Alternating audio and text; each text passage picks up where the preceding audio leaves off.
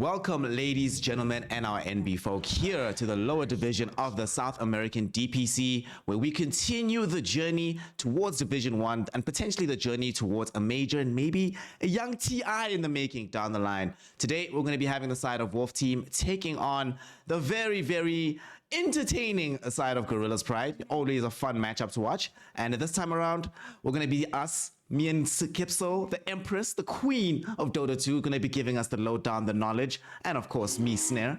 Hello, Kips. How you doing? How are you feeling about today's matchup? Hello. This is a very interesting one, actually, because if people have followed this on Twitter or maybe on Twitch, our way has actually had a falling out with our position 5 player, Yadomi. So he will not be playing today. And instead we have Duster as a stand-in here. Yeah. And the situation is as follows, that Yadomi needs to play one more match for our way to make sure that they don't get disqualified on having too many stand-ins this season.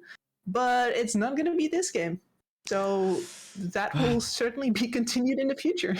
Yeah, it's an ongoing saga, and like you say, it's a bit of an unfortunate one, right? This team came through with an explosive fire through the qualifiers, and it looked like these might be one of the new teams that could easily make their way to the upper division, but they've already lost their opening 2 fixtures, and it's not like it gets any easier from here. And unfortunately, it is the case that no team, not a single team, has ever made the journey from Division 2 to Division 1 with anything more than 2 losses. So they have a little bit of a rough road ahead. And even with the stand-in, Duster definitely has the capability of helping them out, but it's going to be a rough one. So let's see if they can make it. Let's see if our way rebranded to Wolf's team can keep their way forward as we have a draft. Game 1. Let's see what they got for us.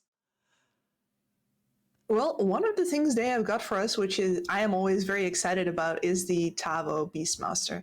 This man can play Beastmaster in his sleep. I had a brief period of drafting on Complexity where we were like, well, he can basically play the Beastmaster in any matchup. It was also a very good patch for it. And we just decided to pick his Beastmaster until people started banning it first too. Just like, we can first pick this always, but we don't necessarily need it. So we take it until they get sick of it. And here, our way grabs it in the first phase. He does not care about the matchup. He's going to build himself a nice Helm of the Dominator into a Helm of the Overlord, and Gorillaz Pride is going to have to deal with all of that push. Whether they like it or not, it's just a situation you're going to have to be accustomed to. Of course, Kara on the Beastmaster, on the Tidehunter, on the other side, will at the very least be able to diminish some of the capacity of that push. So if they do have a good enough lane for him, they can just position him such that he can counter out Tavo, but Tavo, we've seen also in the past being able to deal with these Tidehunters as well. So definitely somebody that we should be keeping our eyes on. The one hero I do want to keep my eye on here, Kips, and I wanted to ask you about this. I've been seeing this more and more, and each time I see it, it looks crazy dominant, and I ask myself why we don't see it more often. This Tusk with the Tidehunter combo. Together, these 2 heroes, it's a crazy amount of aggression. I've been seeing so many ways of ensuring that Ravage does come out in the fight. If you don't have confidence that Kraken Shell will save the Tidehunter, you go in with the Snowball, sort of also bridges the gap between having Blink Dagger and not on this side. And it feels like this is just such a good duo together. Why don't we see it more often here? And not just in South America, but in general, these 2 heroes being duoed in the same way.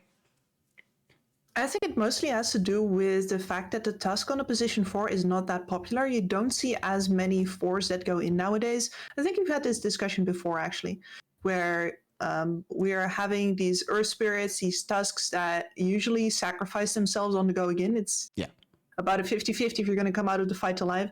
That's a big amount of money and a big amount of risk to take as a team.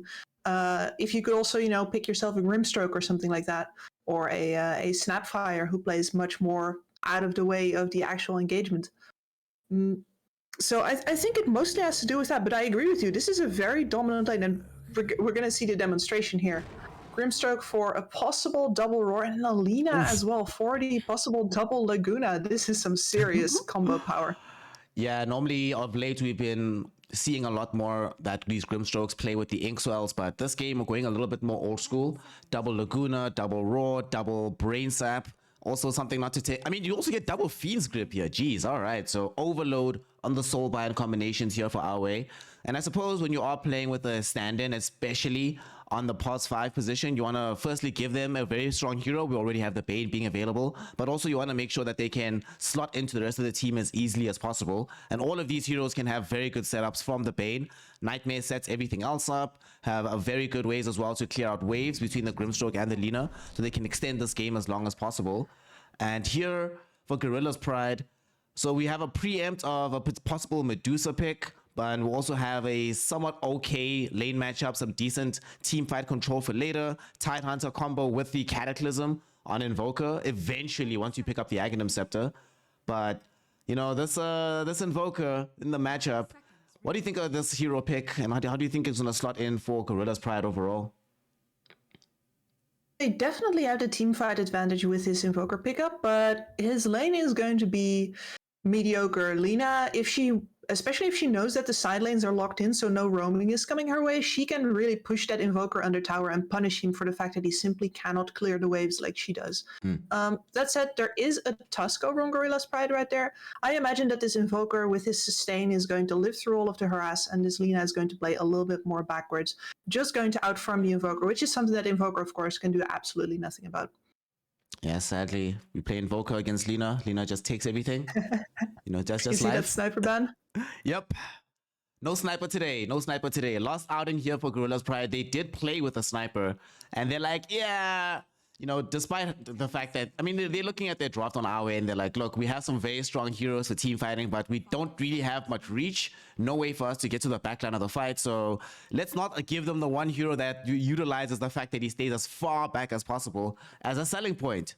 So good ban, I think, on the sniper. Does mean that now Gorillaz Pride had to sort of decide, right? Are we going to be playing this sort of in-your-face type of carry player, or are we going to lean into the fact that they don't have any reach on the side of our way for Wolf's team? Pick up a hero like Medusa, which is still in the pool. Give it Alacrity at some point in the game. Allow her to just sit there, hold her ground, maybe even a Terrorblade. But Medusa just gets banned out right now by Wolf's team. And so for Gorillaz Pride, what do you do? Do you lean into that, or do you try and just take these team fights as often as possible and then only have Ravage be your one big cooldown on the map? Yeah, I can see this being a good game for something like a Troll Warlord, for example, where you can just fight. That man has basically no downtime. You're definitely going to have a good lane up versus the Beastmaster as well. So that is a possibility here. And they ban out the Juggernaut. That's the HFN special. Like, I keep on seeing this man pick this hero and win with it in circumstances where I've been like, the Juggernaut feels so bad. You know, he's just there. He doesn't bring anything particularly special unless you're snowballing out of control. Then this guy, the fact that he can both split push as well as sustain, depending on what he wants to do, is really powerful. But you need to be ahead first. Yeah. And HFN is the only one that I've seen take that risk with mixed results. Now that you mention, actually, he's been the only Juggernaut player that I've seen in recent times that where I don't feel like this hero is just an afterthought, right? Because half the time you're right that we see this hero emerge, it's just like, oh yeah, by the way, Juggernaut's in the game, and it's only ever present when there's no other options. And for Wolf's team, now that they are running out of options with their time, they go for this last pick, Chaos Knight for HFN. Okay. So this is a hero that can be very good against Tidehunter, despite the fact that you do have this Anchor Smash, you lane very well against him, and later on you can get some very big burst going for yourself. Still no reach, but you could still potentially buy a Blink Dagger on this hero. And let me pick your brain about this, right? I've seen the CK come out a lot in the off lane, but I've kind of felt with, especially with how good Chaos Strike is and how quickly you can scale with damage on this hero, I feel like it should be played more often safe lane than it does get played in the off lane. But it doesn't seem like most teams really have the patience to play this hero in the safe lane because it can be kind of finicky, very itemization dependent, not necessarily just easily slottable into any given game. Doesn't always have the best lane combos, but I do think in the games where it feels good, it's way better safe lane than off lane. But I never see teams doing that. Or why do you think that is? I'm not sure actually, because the few CKs that I've seen in SA and NA have actually all been safe lane. So they agree with you. And I think if you look at the CK's skill set, it's definitely a very hard laner to beat. So it's very tempting to say, right, this guy can initiate, he's tanky, and he's a strong laner. That makes him an off laner. and he brings a lot to the table in that sense as well that you would expect from an offlane. But he's also pretty farm hungry, and of course you don't exactly have team fight AoE abilities, which is something that teams usually lean on their offlaner for. So I'm happy to see it here on the safe lane. They could play an extremely active game on our way here. They have very short cooldowns on all of their abilities, including the ults. They have stuns up the wazoo. Yep. This is also a very nice combination with the Grimstroke CK. I was hoping they'd pick something that can go in and make extra use of that Inkswell, and CK fits the bill perfectly.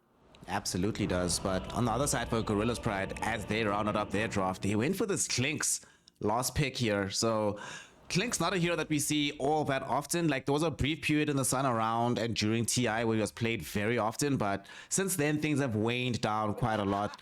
What do you make of the pick? And do you think it gives them enough? Because I'm always worried whenever I see Klinks, right? It feels like a very feast or famine hero that if the game goes well, you feel like a god. You're like, oh wow, this is the easiest thing in the world. But you get these poor games where you start the game where the lane is okay, but the first couple of fights you just show up, you don't have enough damage, you either end up dying or your team just does nothing and you just get outscaled by the opponent carry. So I'm a bit skeptical, I'll be honest, about this Klinks hero. How do you feel about it? And do you think it's going to give Gorillaz Pride enough to win out the matchup here? Fits the same sort of bill as that the sniper pick did, what they did ban out. And you correctly said that the reach over on Wolf Team is a little bit lacking. Of course, they have heroes that can build blink daggers, but there's no natural reach. Their first instincts are definitely going to be to just burst whoever they see first. And that's not going to be the Klinks. In that regard, it's going to be a great Klinks game where you can, stand around, get your skeleton archers out eventually, and just deal big hunking chunks of damage. Look at that Bane die. That's a tanky hero. Yeah. Speaking of big chunks of damage, we see it get unleashed first here as this Bane Elemental taken out by the Klinks. Early first blood, and Gorillaz Pride doing that thing where you smoke up super early.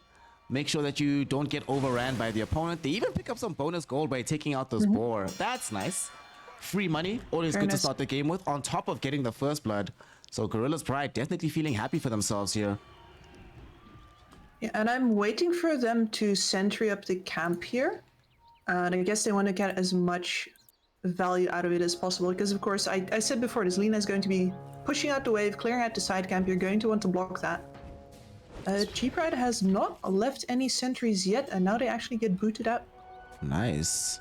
And not only do they get booted out here, Kips, they might end up losing out on these bounties. They're going to only get one in exchange for the 3 on the other side. All right, so you get the first blood, you get a boar kill, but, perfectly balanced as all things should be. You end up losing out on bounty runes. So we're right back to where we started, basically. Although a slight advantage for G-Pride because, first blood's always so good, especially on a carry hero. This feels good. Dude, that boar kill is so tasty. Especially the experience. This is actually pretty... There is a possibility here for G-Pride to go for the kill on level 2. Where they have so much damage if they bring in Tag Team and Ice Shards. Plus the level 2 on the Klinks. Yeah. And they're going to hit it earlier. Almost for sure. Yep. Certainly after that deny. Alright. We'll see what they decide to do. Especially since King RD right now only has access to the Brain Sap. No Nightmare Protection. That will be interesting if they can get it. They have to try and go for it though, right before level 2 emerges for the Bane to make 100% sure you get the kill. But it also seems like now is not that concerned about anything else bot farming. Hasn't even bothered to really put in any harass, so they might decide not to make that kind of move from G-Pride.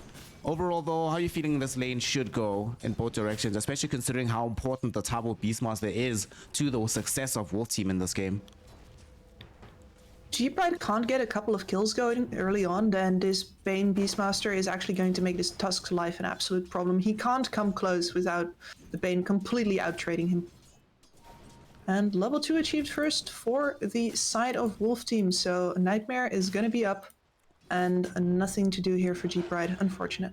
Nice. He even finds a D-ward on the sentry. Won't be able to do it before the camp needs pulling, but still able to achieve it overall. As we take a quick look into this mid lane, 40R versus Tau, we are seeing what we expected. Tau struggling with the CS battle, but this is Lina middle. This is honestly feels a bit broken. Ice Frog, intervene, do something.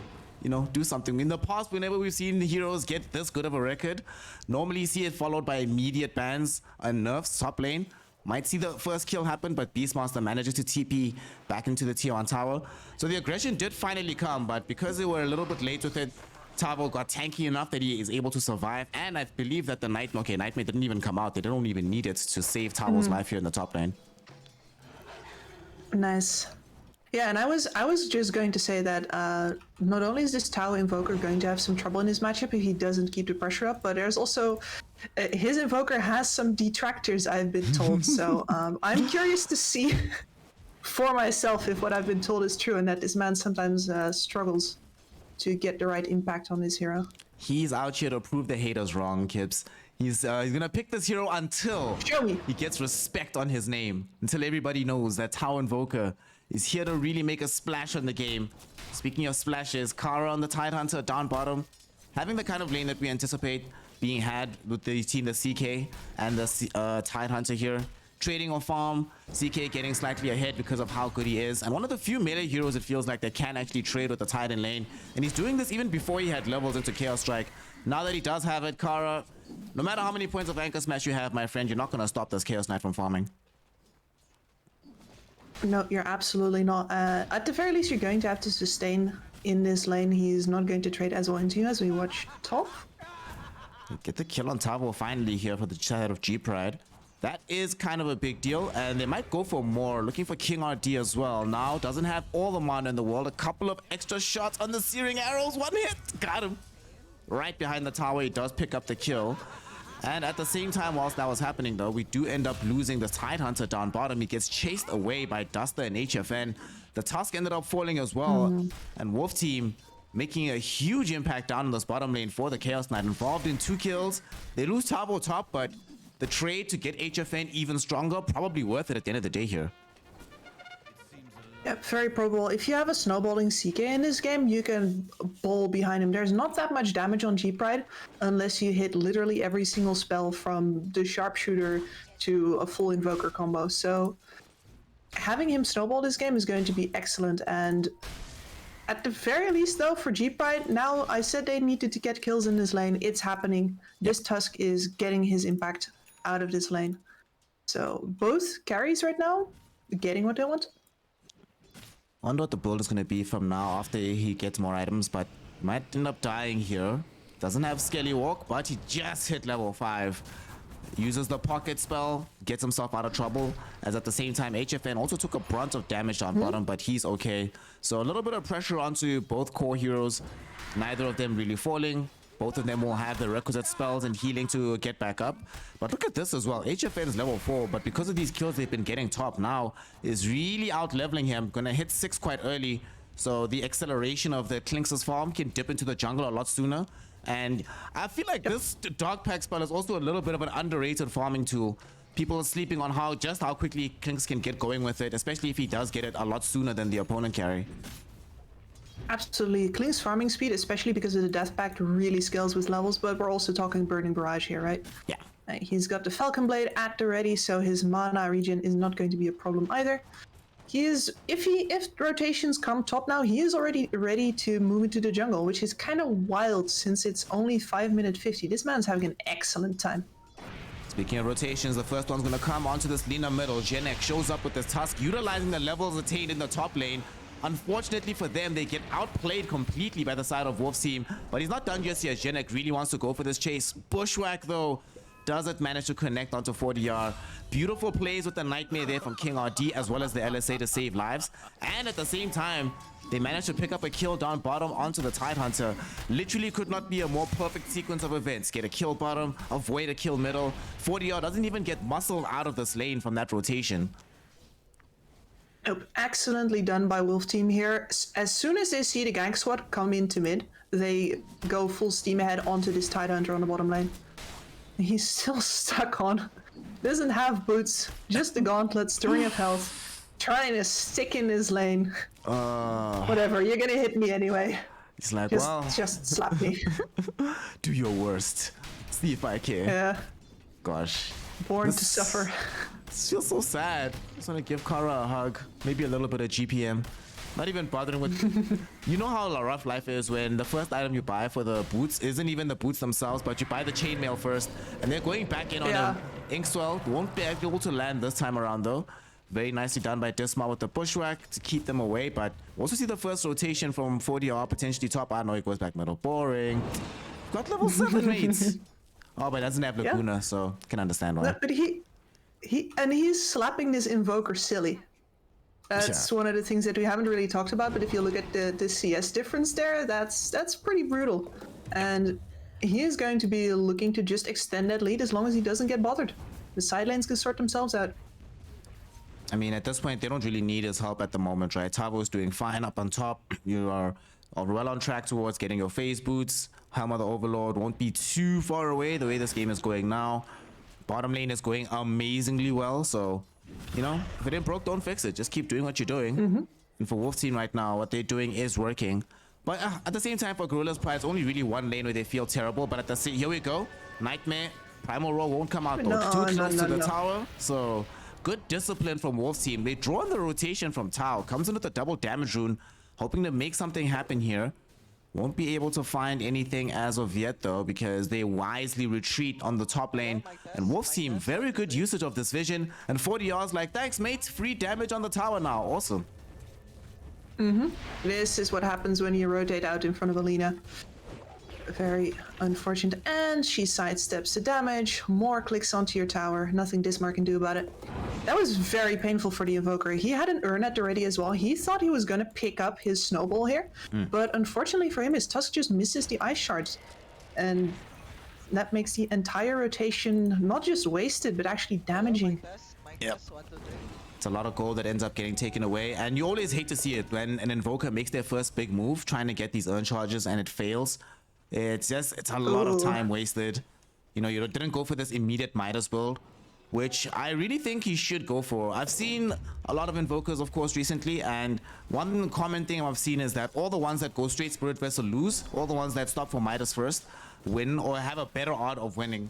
You know, this hero hasn't been the most successful in recent times. Feels like Tao in this game, especially like with the way that things are going now, especially with how rough life has been for Kara and how much time he's going to need.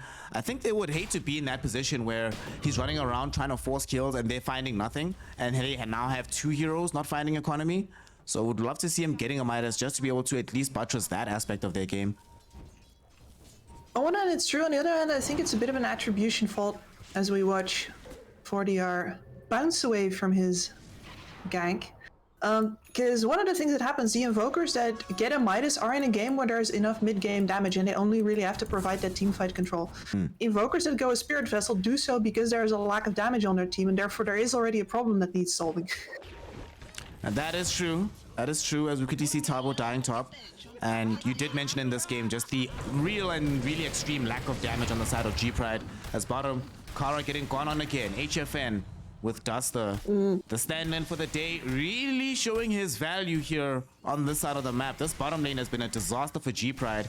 And HFN is a little bit out of control. Fortunately for them, they have a ton of farm on now, but they're trying to make him get a kill here. They're looking for this aggression, but Disma yet again on point with stopping them from being able to kill the Slinks. Snowball now coming in from the Tusk. They miss the Ice Shards yet again, so they don't get the kill. And in fact, with the combination of Primal Roar and Laguna Blade, they take out the Tusk instead. Sad times. He went forward.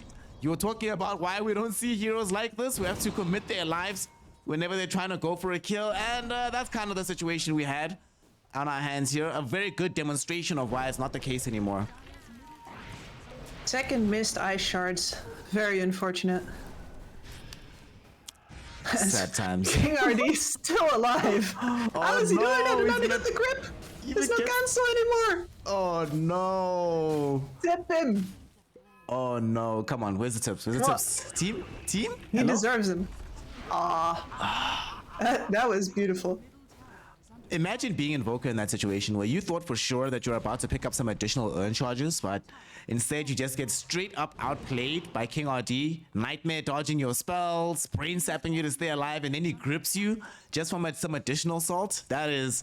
And to make matters worse, 40R is the one that collects the kill on this Lina. Oh, that could not have possibly have gone worse for the side of G-Pride. Absolutely not. And they still haven't had a good chance to go at this bottom tower. Now they do. 40 hours here with the booster travel. I would suggest he gets out of dodge because this tower needs to be broken. G Pride knows it. Wolf Team knows it. And there's the ice shards. Hey, finally lands with some burning barrage damage as well. Some tag team. Hey, we finally make it happen. But it might not come for free though. King RD showing up as well, finding the nightmare. No allies though, and he's already committed the Fiend's Grip and doesn't have any amount of damage without it, so Genek is fine. Still though, very good for G-Pride to be able to get that because now they get the tower trade. You don't end up just losing out on map control. Had they not gotten that kill, it feels like the game would have been in a much worse position, but thankfully they at least get to keep things even-ish. Despite still being behind and despite being in desperate need of getting killed on Tau, still 0 earn charges here, and they're smoked up again, Kips, to try and force a fight. Good understanding of the position that they're in this game right now. They need to put this Wolf Team out of their jungle, and the Tusk is just going in. He finds Tavo. Bushwhack will be there first. Beautiful sharpshooter hit. All right. They finally get some charges for Tau's earn here. Will they be able to utilize it better? Duster gets caught out by this Gush. Soulbind onto the 2 supports. They can't do anything with the double Nightmare. Double NSA. And there's going to be Fiend's Grip coming out on Tau as well. They do end up losing Genek. Kara buys space with the Ravage, but will still end up losing his life. HFN shows up. Inkswa will be there. Not dead just yet. There's a fight also breaking in 2 directions. 40R takes out Tau on the high ground, and Kara now completely isolated from the rest of his team. It takes them a little bit of time, but they do find the kill. A triple, in fact, for 40R, who's wound up with 2 core kills and not done just yet. They end up losing King RD, though, now. And Disma, at the very least, getting that Constellation kill. But Constellation is all it will be at this point. They got a quick pick off on Tavo, but it came at a huge cost. Tier 1 tower falling, and they're not done just yet either. Genek going back in. Tavo will die now with the double kill. Does cost Genek's life. All right. The question is answered. Why don't we see Tusk more often? This is why. You just die every time a fight has to break out. Feels bad for Genek, but at the very least, still setting his team up so that though they end up in the overall lost position, they still trade somewhat in that situation. Yeah, he is basically like a suicide bomber right now. If he can get on top of a target and stay there, then the damage that now does is absolutely incredible. We've seen heroes melt time and time again when that works. But unfortunately, yeah, you don't get to live, son. I'm sorry. Feels bad. So, Klinks is the old man. You know, they say old men start quarrels that young men must go die for. And that's what Genek is right now. Has to go die for his team. That. What can we do? Do it with eagerness. And he's been like that go into the jungle was pretty dang Rambo, so I think he's feeling it, even if it's a bit existence is a bit painful right now. He's making a lot of space for his team. And bottom, okay, 40R. He has a Shadow Blade. He's being hunted by now though. Reinforcements are coming. It's Genek, the suicide bomber. Can he find a way in? They need to get him first because he's the one that's carrying the dust. Do they have the vision on 40R? He's so fast, but here's the sentry first. They got the vision. Snowball going in. 40R knew that they had a beat on him, trying to get out. Ice shards won't connect. The speed will be on. He's trying to get the escape. LSA back onto Genek. Can he kill the Tusk before the Walrus Punch emerges? Well, don't even need the Walrus Punch. Raw right clicks after the burning barrage is enough to get that kill. Okay. Now, good gank there, him and Genek. They end up losing Hoodwink elsewhere on the map, but who cares about the Hoodwink? You got the big prize of the Lina. Yep, absolutely nobody. And good damage onto this middle tower as well. This Tidehunter with the Meteor Hammer, love the build, is actually putting in work even when he doesn't have that teamfight Ravage yet already. He is a tower pressure machine right now. G-Pride making a lot of the right moves here. The fact that this Klinks as the big damage dealer is actually trying to go out and find these kills is huge. He should not be farming right now. His Invoker can't do anything. That's the guy who needs to catch up. Yeah. His Invoker sadly back down to 0 charges on the Spirit Vessel. And they would love to be able to find a kill. Start leading off into a bit more of a snowball for this Invoker, but yeah, he's in a struggling position. Now that he does have the Spirit Vessel though, what's more important for the progression of the game? Go straight BKB? Do we come back for the Smitus so he can scale? If you don't go Midas here, you're putting all of your eggs into the Klink's basket, and that's a solo core versus what's really a dual core over on the other side. You're going to be looking at the mixed damage of the Lina and the physical of the CK. So they need this Invoker to scale. They can't afford not to. I mean, CK himself is the one sitting with Midas too, right? HFN realizing that he wants to stay on top of things for as long as this game might progress. And because of the extreme amount of damage, lack of damage rather, on G-Pride, you don't really get punished for going this Midas. And he's going to get the BKB before the first big fight happens while he's involved. So doesn't even have to worry about a lot of this big damage that the Invoker has to bring to the table. Suddenly all the pressure is on now to be able to deal with HFN here. But now, yet again, they're trying to make a move here. Looking for 4DR, Jenek. Can he find a way forward? Sentry might have caught that they're coming in with this Clinks, and they're going to get the quick burst immediately out onto this Jenek Tusk. They end up losing the life of King RD, but because of the Sentry that he laid out, it allows 4DR to escape, get him back to safety. Progression towards the Silver Edge is protected, so they get the damage output still going here for this Lina. And is Lina not going for the traditional BKB immediately after the Boots of Travel? She is going to be finishing up the full Silver Edge first. And 4DR in this game, I think you can get away with it if your positioning is perfect. So far, we've seen some great positioning from him already, specifically the fight around the Roche Pit where he was up on the high ground with most of the enemies in the river. That felt great, but he's got to keep that up, because otherwise he becomes a liability here. He is also a lot of Wolf Team's damage. If he dies because he doesn't have magic immunity, he gets caught in a Ravage. We're gonna see top lane. They're gonna utilize that Silver Edge first. Kara, Amora out as well. Can he get off the Ravage? Yes, he does. And here come reinforcements. Jenek finds the snowball directly out onto 40R. Sharpshooter will follow him, and they do find the kill. Dismar has Bushwhack in 1 second. No way Tavo escapes this one. They catch him with the Spirit Vessel as well, and the damage Here's from now, the CK. it's gonna be enough, and HFN shows up, but he shows up into these right clicks from now. His BKB is active. He uses it to run down Dismar. And they will be able to bring him down as well as Tau. Fiend's Grip out onto Jenek 2. Tries to roll away to safety on the high ground. Will still stay living. The chase is on though. Brain Sap does catch him out, doing some decent damage. And he does manage to escape. G-Pride, they lose Kara initially to start off the fight. He gets off the Ravage though. And that's enough to set them up for success onto the 40R kill. But Wolf Team strong enough to show up with the reinforcements. They get the counter kill onto the Invoker.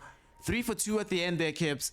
But with a slight lead right now for Wolf's team, especially concentrated on this young CK, does feel like just getting anything, and especially 40 off with G-Pride, is a win. And they got the BKB charge out of HFN.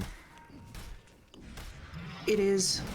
Now had pretty much the perfect positioning for the fight. I'm not sure it's going to be that easy next time. At the very least, they hold their top lane. The Ravage has been expended though, which might be a sign to go back in. Okay, they're gonna go directly first onto Jenek here. At the same time though, damage out onto Tabo. The pick pole ends up dooming him at the end. Now, got Nightmate, gets dodged out by Skara. Inkswell out onto HFN. But now it's also revealing a Skadi in this fight. HFN triggers out the second BKB charge, but he actually can't stand his ground and fight. He needs to run away from now here. Tau also showing up to this fray. Dropping the Ice Wall, expending another Spirit Vessel charge as 40R cleans up Dismar. LSA into Laguna, and they squash the Squirrel. Okay, trading Tavo's life for the Hoodwink. Yet again, G-Pride will have a trade that they'll take favorably. You know, I'm not even counting Jenek dying at this point. That's just an expectation for these fights. Poor Tusk. And yeah, I agree. At the very least, he's still making way towards this Blink Dagger. Eventually, he's going to be able to go in and save people as well, as opposed to just being a suicide mobber. And he's going to be making that transition roughly in the right moment in time where his buff doesn't matter all that much for the physical damage anymore. Now. Duster. Oof. There's so much damage. Wow, this links. Okay.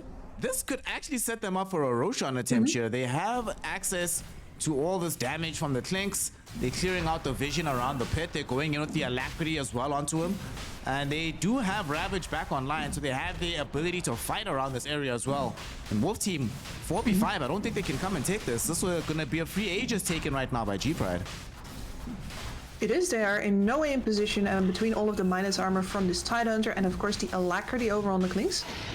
Yeah, this damage is more than enough, and most of those mid-game damage problems have been bridged. Yeah. We haven't seen Wolf Team be able to engage onto this Klinks a single time yet, and that's where that sniper factor really comes into play. They don't quite have the reach, and it leaves now ready to pump out all of this damage every single time without Wolf Team being able to really get on top of him and punish him for it. They keep on just tanking it while they kill his supports. That's not good enough. Yeah, especially with the build that he's going for, right? After this dataless, at some point, even HFN starts being afraid. What you saw just with the Skadi, with BKB, he couldn't stand his ground and had to flee. Going for a Skadi of his own, but definitely not feeling very happy about his prospects. And fortunately, the Spidey sense will help him stay alive here, as a gank is incoming from G-Pride. Now can happily reveal himself. You know, Skelly Walk is expected from this hero. But HFN, had he not gone as he did for this high ground on the other side on the triangle, would definitely be dead right now. Good game sense from the CK. And speaking of him here, Kips, do we have to see him buy Blink Dagger just to help bridge this gap onto now? He's the only one that feels like that can. On this Tidehunter. Bye, Duster. Perfect. Bye. Oh, you know what the worst part is though about that gank? Poor Invoker's not there, so no Spirit Vessel charges for you. Sorry, Tao.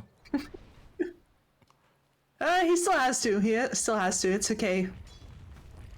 At least he has Midas, you know, going for himself. That's going to be something. As now, they are sieging this high ground tower. Putting as much pressure onto the tier 1 as they can. Going down bottom because they found 40R here. Tao actually sets up for this fight. Okay, here's some bonus Spirit Vessel charges. Getting them off the Lina kill. That is a great way for things to go. And he gets the Midas immediately afterwards as a bonus.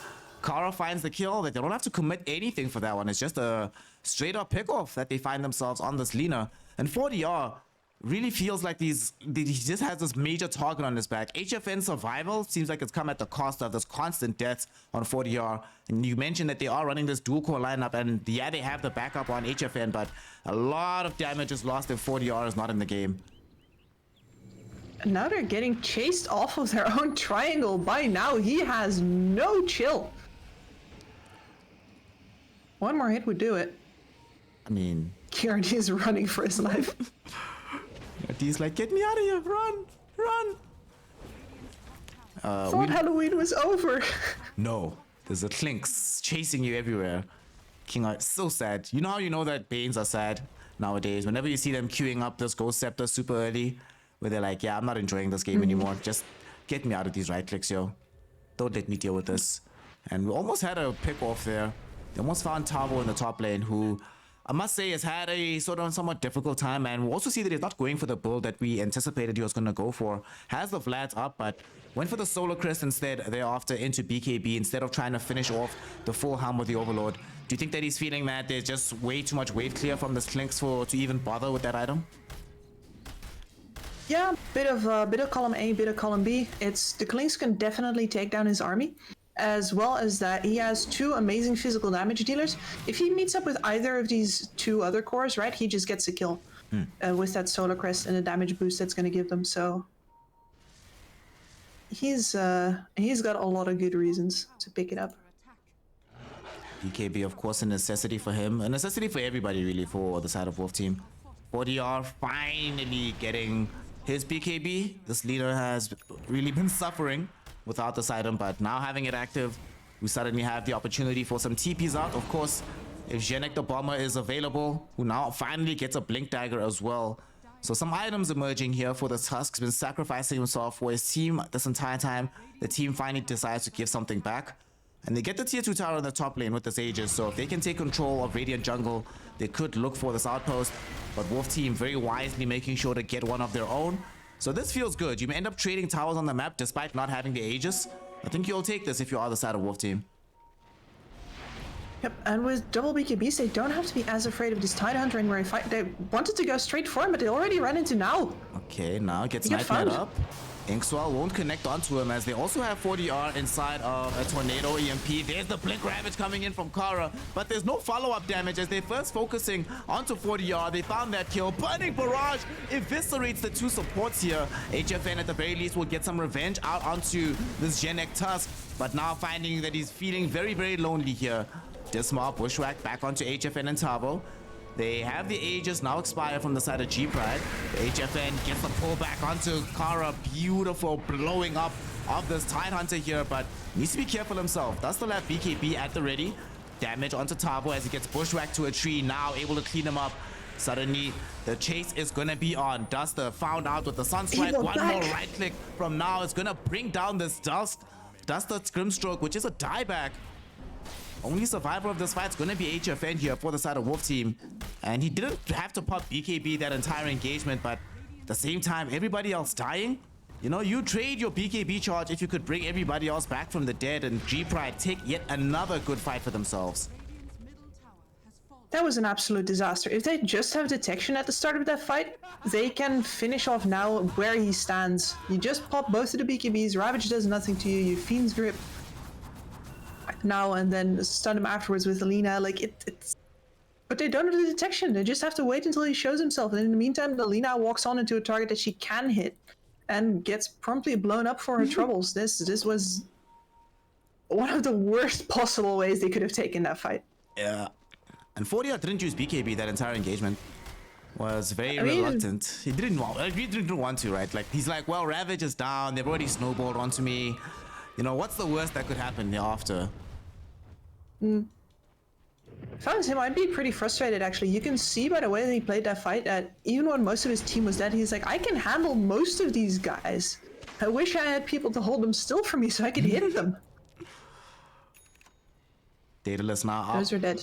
And now, so the damage that we saw in that fight, when they were able to hold those two supports in position, a single Burning Barrage just took away all their HP. And now he's at this really, really strong point at the present. Paladin Sword, Daedalus, Eye of Skadi, the full Gleipnir. Still upgrade parts available as well, which is really terrifying. And they go in for a smoke. They want to try and find a big target. HFN, he's right here on this high ground. Kara has Blink Ravage available. Jenny finds him. They got the Walrus Punch. Blink Ravage onto HFN. They burst him down. He's gone in a blink of an eye. Duster held in position by the Bushwhack. Now easily able to claim that kill as well. And everybody else from Wolf Team, they need to get the hell out of here. If a 4K HPCK isn't safe, who else among us is? King RD, he gets found out. The hunting party scouts him. And the Burning Barrage kills him. Double kill right now for the Slinks. Way too much strength on the map for the Gorillaz plied lineup. Absolutely, and that means time for high ground. I haven't seen a single fight yet where both the Lina as well as the CK were in position. It's either one or the other. The other one just dies. And Lina? No, she just bought back. No, well, she didn't buy back. The Bane bought back, but she's dead anyway with buyback available if needed. King RT. The dieback is on you, my friend. And Lina, you know, I was just looking into the future because there's her buyback.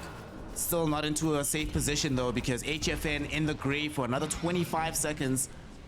Rax already taken for DR. Be careful, be careful. Burning Barrage, already a quarter HP gone.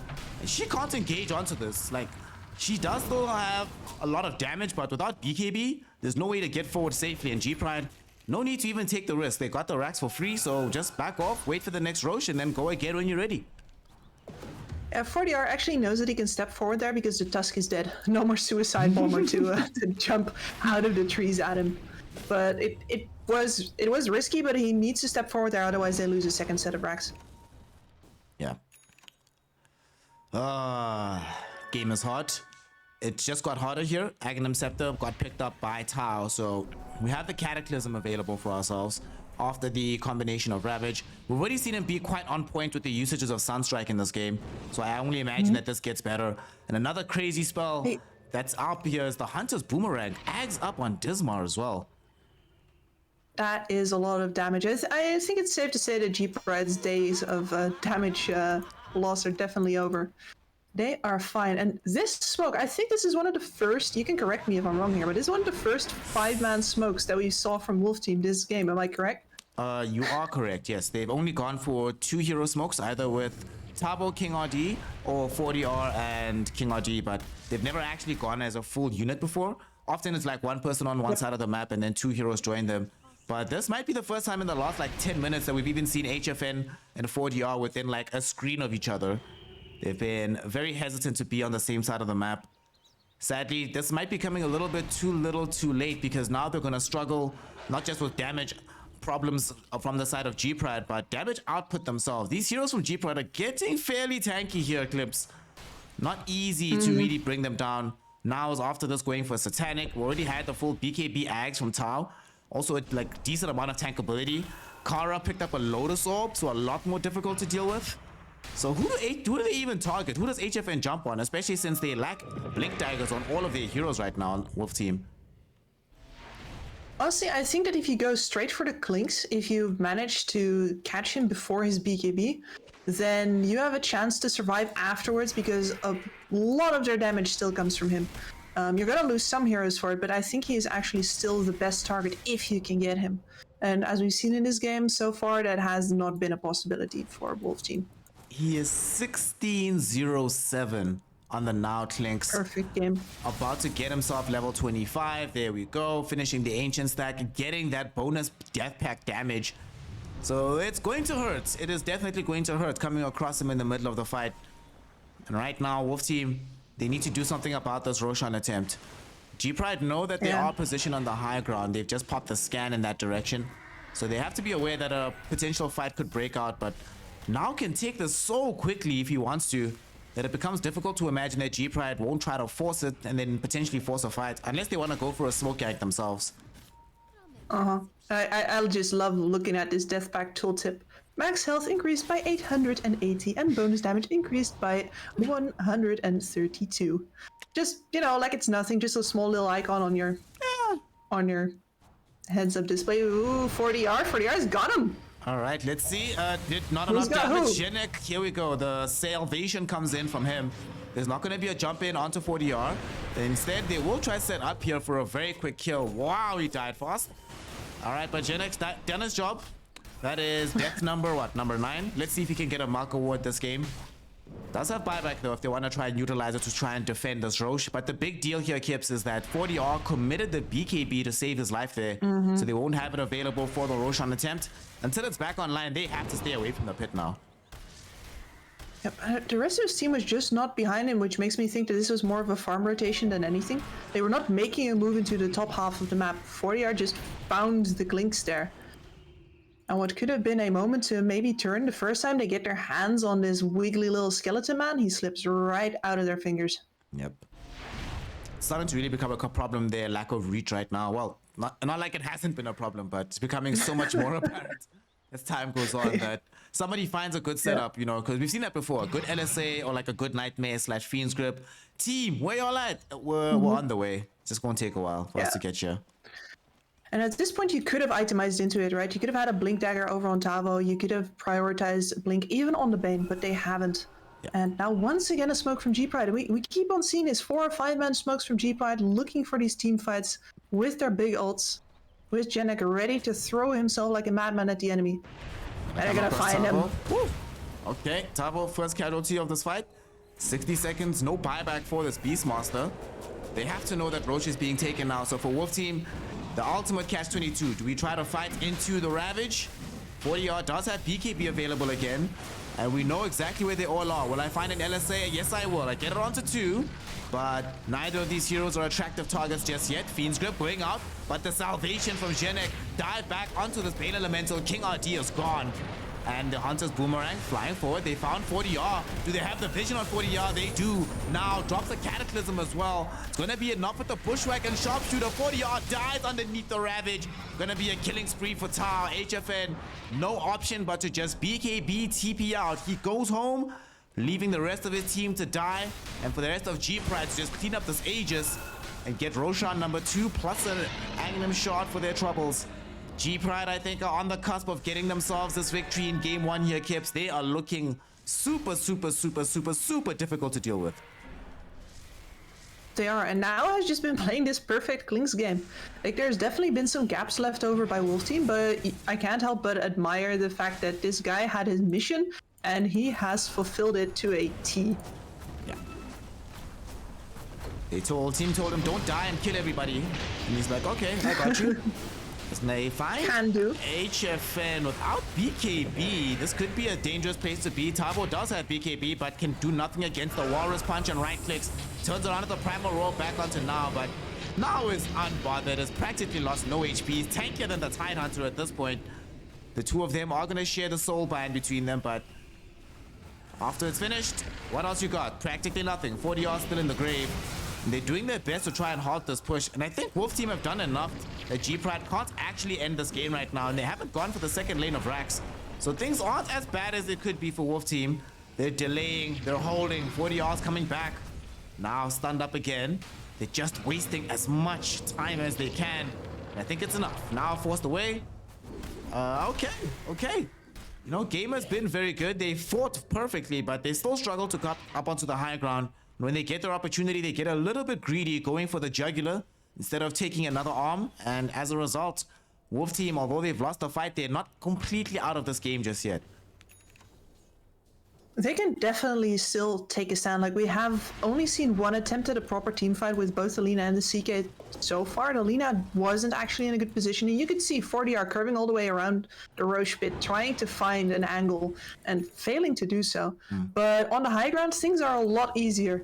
You have artillery, frontliners. It's very clear where the front line is because it's the stairs, and you can lay him down.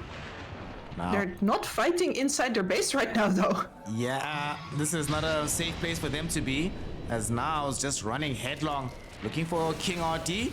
Has access as well to the Aghanim shard, so some additional statues coming out. Tango found the roar onto this Genek, as well as onto the Hoodwink through the Soulbind. So they found two heroes very, very quickly, forcing a buyback out of this Hoodwink. Okay, Fiend's Grip brought back. King RD gets the grip out onto now. The LSA doesn't connect fully. They get the right click damage out. They really are wanting to go for him, but they don't have the reach. HFN can't get there. And now turns with the Burning Barrage out onto 40R. There's no BKB, but now has his own BKB. Right-clicking down the Lina. She's going to end up falling. They do take out Tau on the backward slide of the fight with HFN. But HFN now completely isolated. Meteor Hammer drops down onto him. He's got some Burning Army statues around him with the right clicks. Will end up falling. No buyback for him. No buyback for 40R. Duster hiding in the trees behind a tier 2 tower, but definitely going to end up dying. Burning Army statues come out again here for now. 4 heroes gone. None of them with buyback. Tavo the lone survivor of that fight, but now G-Pride, even though it was a bit greedy to go for the jugular last time, there's nothing to stop them on this go around.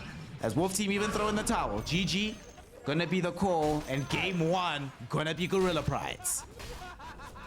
Well fought by Gorilla Pride here. You can see in that last fight, the age is really making all of the difference, where if that one isn't up onto now, they can actually focus him down and kill him. But instead, because he has that, they'd much rather leave him out for now, leave him on low mana, where he can't constantly spam the Burning Barrage, and see if they can maybe kill his team around him. But at that point, G-Pride is just too far ahead, the Tide is too tanky, the Invoker takes too much time to hunt down, and it's all but game over from there. Yeah, it was a kind of a rough showing there from Wolf Team, and you know, we had some questions about itemization. They didn't have the reach. Nobody bought Blink Daggers on the team. Nobody even bought a Force Staff, right? The only sort of mobility item they had was 40R having access to the Silver Edge, but it also kind of feels like Wolf Team was not fully playing as a team, right? And of course, we don't want to make we don't know exactly what the team dynamic is right now with the Yarami having left. Of course, things weren't perfect if that's the case, but you can almost sense it that they're not playing with the full cohesion necessary to be able to get these victories, because you know, there is a universe where we're seeing this Lina and CK fighting together all the time, and they have so much damage when they do, but you have to actually get there, right? And that last fight, I think, was a really good indication of what this game was like. Two separate, like one time in the fight where we do see them in the same part of the map, targets die instantly. Like the supports had no chance, but literally seconds later, they have a full duration Fiend's Grip going onto the Clinks, full LSA dropped onto him, right clicks from 40R, but HFN just can't get there or is nowhere to be seen at the right time. And then what are you supposed to do? And Gorilla Pride, definitely for them, they'll be happy with the victory, but it's a lot easier to play as a full 5 units than against a team that is not fully on the same page. So what do they do if that's the case for Wolf's team? If they can't necessarily rely on team cohesion, what's the plan going into the second game?